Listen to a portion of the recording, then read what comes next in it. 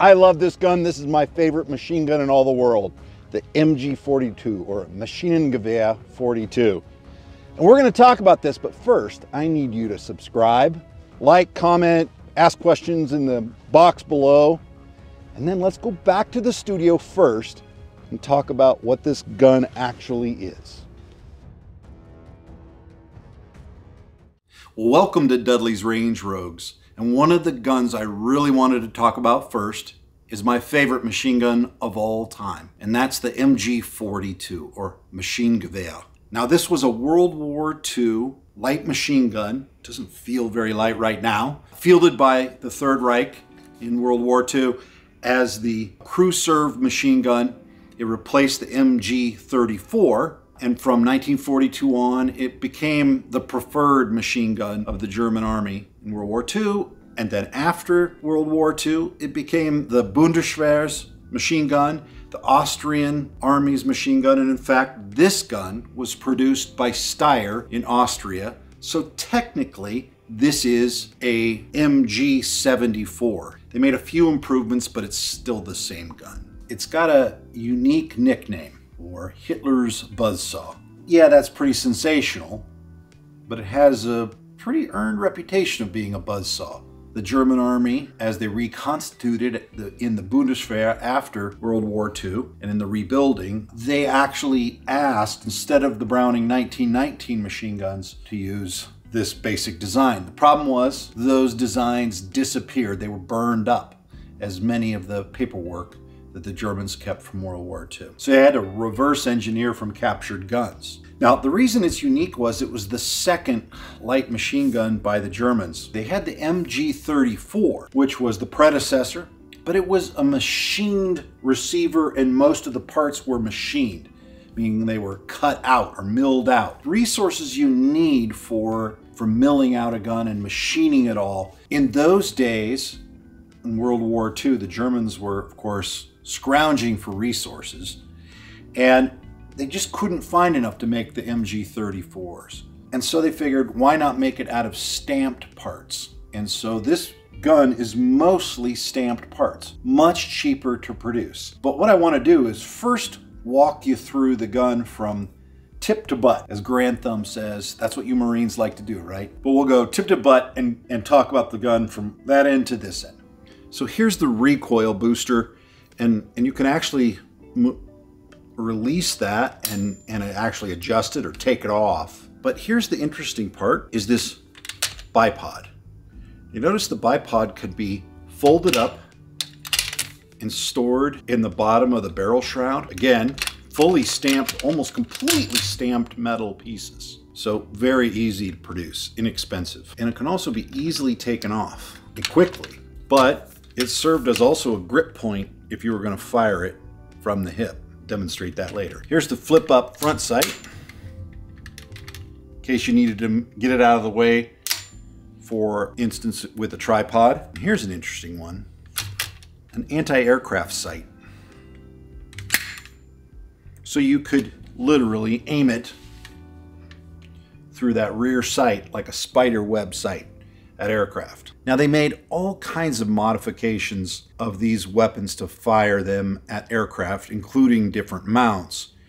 And they also used dual mounts. It had aircraft sights and two MG42s firing at aircraft. But they just thought, let's include it on this gun. Bizarre. You almost never see anything like that. So here's your rear sight. Again, it can be flipped down. It's also adjustable. The markings on here say up to 1,200 meters, but they actually said it was effective out to 2,000 meters. I'm not sure I actually believe that. I'd have to try that. So now this is the top plate, and it might look somewhat familiar to anybody who's shot belt-fed American weapons from the Vietnam era even to modern, because of this easily opening top plate cover. And you can pop it open, and there's the feed tray. It flips out of the way. So you can see the bolt carrier right there, and there's the feed tray. Now let's talk about one of the major reasons this was a big improvement over the MG34. The MG34 had a barrel change that you had to rotate the receiver out of the way and then pull the barrel back out and through, which worked great for armored vehicles, tanks, things like that. This one was designed so that a crew could quickly change the barrel, maybe as fast as 7 seconds. Now, I've tried to get it down to under 10, and you can do it in under 10, but you have to have really good gloves. So let me show you what that looks like. First, you gotta make sure the bolt's back. And you hit this release on the barrel shroud and pop the barrel out, and you can see the barrel and the barrel extension right here. You would pull that out. Now you'd have gloves.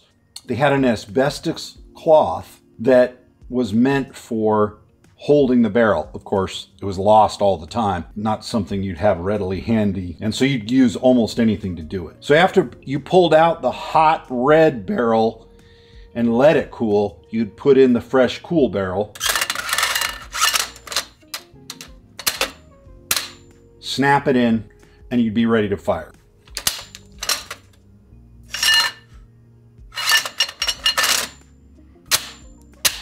Kind of a satisfying sound, isn't it? It is. So here's the top cover, and you notice stamped metal.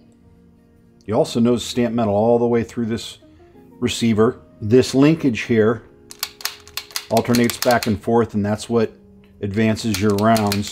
Belts come through from the left side and eject out the bottom, with the non-disintegrating belt comes out the right-hand side. Fires from an open bolt, so that means when that bolt is back and it's hot and the weapon's been firing, it's not sitting forward on a live round in the chamber and cooking that round off inadvertently because of the hot bolt face. Because the bolt face is back here waiting to have the trigger pulled. And when you pull the trigger,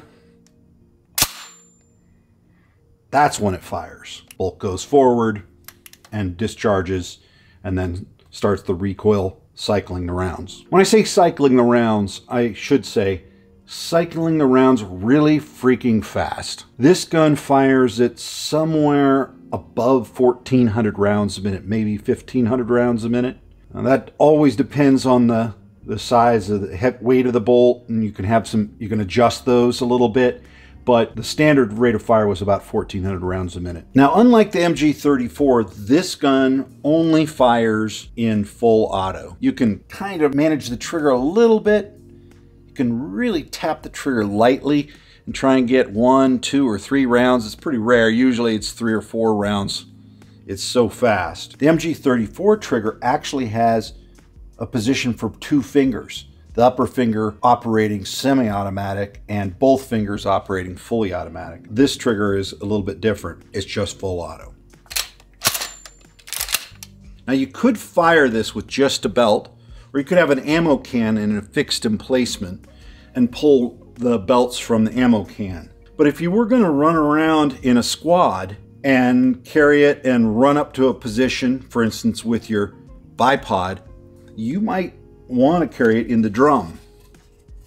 So you carry the ammo wound up in the drum. It's not technically a magazine because it doesn't have a spring or anything. You just wind up a belt. Now, of course, this is a modern day version of it, and it's actually a plastic version of what they made out of metal. But my understanding is the metal ones work quite well too. So you'd wind up a belt of ammo. I believe it would take 50 rounds, and then you would snap it in here. Let me show you again the feed tray. You see that's the feed tray. All you'd have to do is slide it in, the release, and there was your belt would feed up and through and into the weapon. And again, it would eject spent casings down the bottom and the belt itself out the right-hand side. Now, I've shown you a gun that's really an antique in many ways, and certainly the design is, but it's still being fielded by militaries all around the world, which is a testament to its original design. I like it because it's so different. It fires so rapidly, but when mounted up in a tripod or even in the bipod, it's a very controllable gun. Rather than keep talking about it over and over and over again, let's go to the range and shoot. Well, one thing I neglected to mention was that before we actually go and shoot the machine gun, we actually need to link some ammo. And normally that's kind of a pain because what you're going to do, sit here and fill these links by hand. The nice part is we have a 1940s era linker. Puts the rounds in the actual belts and you crank it, and I'll just show you here. Now, unlike the original MG42, ours isn't in 8mm, it's in 308, so 7.62 millimeter NATO. And that makes it a lot cheaper to shoot nowadays, since 8mm market has kind of dried up. So instead, we're going to load this 308 through the belts, and we need to load a lot of them because this thing goes through them pretty fast. All right, we'll get started here. And of course, I have the help of my lovely assistant, Cindy. This is what my wife and I do for fun around here. It's date night. Date night. Date night with the MG42 linker. Now that we've loaded all these belts, we've got one problem. We just don't have the time to shoot them. So you aren't going to want to miss part 2.